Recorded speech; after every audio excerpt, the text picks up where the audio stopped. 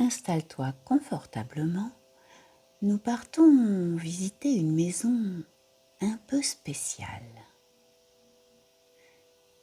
Pose-toi, concentre-toi sur ta respiration et laisse-toi simplement bercer par ma voix. Imagine une belle maison ancienne, pleine de caractère, avec de nombreuses pièces, chacune ayant une fonction particulière. Il y a une pièce pour la joie, une autre pour la tristesse, une pour la colère, une pour l'amour. Toutes ces pièces existent à l'intérieur de la maison, mais avec le temps, les fenêtres ont été fermées, les rideaux tirés. L'air ne circule plus, la lumière peine à entrer. Parfois, le propriétaire entend du bruit derrière certaines portes, mais il n'ose pas toujours les ouvrir. Il a appris à vivre ainsi dans une maison bien rangée, mais un peu figée, où l'extérieur ne peut ni entrer ni sortir. Un jour, il décide d'ouvrir une première fenêtre. Juste un peu. Un souffle d'air frais entre, faisant danser les rideaux. Puis une autre fenêtre s'entr'ouvre, laissant passer un rayon de soleil qui vient caresser les meubles. Tous ces meubles recouverts d'un voile de poussière. Dans cette lumière nouvelle, il aperçoit des détails oubliés, des couleurs sur les murs, des objets chargés d'histoire, des traces de vie qu'il croyait disparues. Curieux, il s'approche d'une porte et pose la main sur la poignée. Derrière, il perçoit un murmure, une présence douce et familière.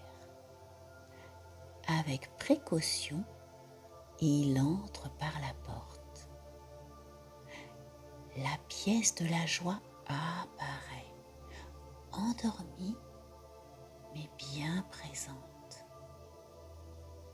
Il y a des coussins moelleux, tellement agréables, des livres d'enfance, une musique qui semble attendre qu'on la fasse jouer à nouveau. Il s'assied quelques instants, sentant en lui une chaleur douce, une vibration presque oubliée.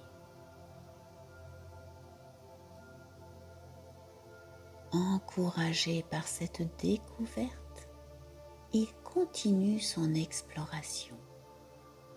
Il ouvre la porte de la tristesse. L'air y est plus lourd. Mais en y restant un instant, il se rend compte qu'elle n'est pas menaçante. C'est un espace de douceur où les larmes ont déjà coulé et où elles peuvent encore couler librement, comme un ruisseau qui reprend son cours naturel. Il comprend alors que cette pièce ne cherche pas à l'envahir, mais simplement à exister, à être reconnue.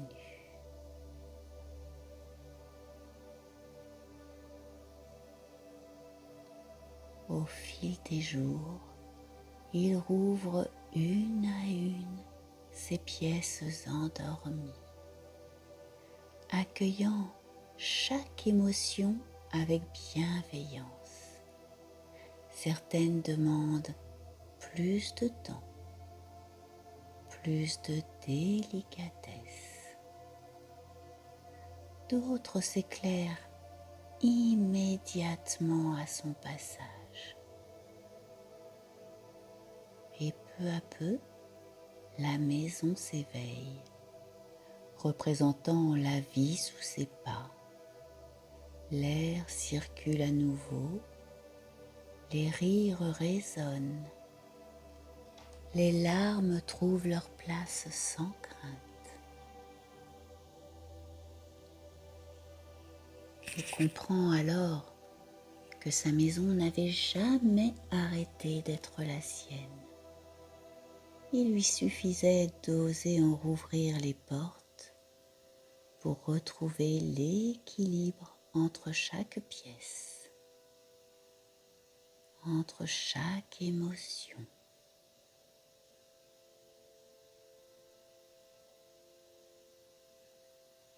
Les émotions ne sont pas des intruses, mais des pièces essentielles de notre maison intérieure.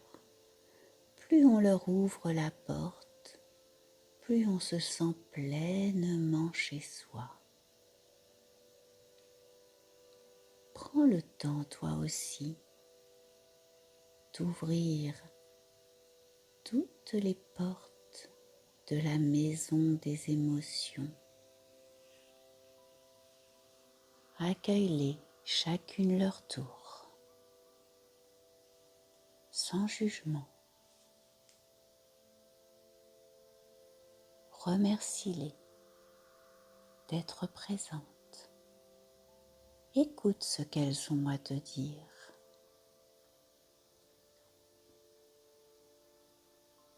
Et tu te sentiras, toi aussi, pleinement chez toi.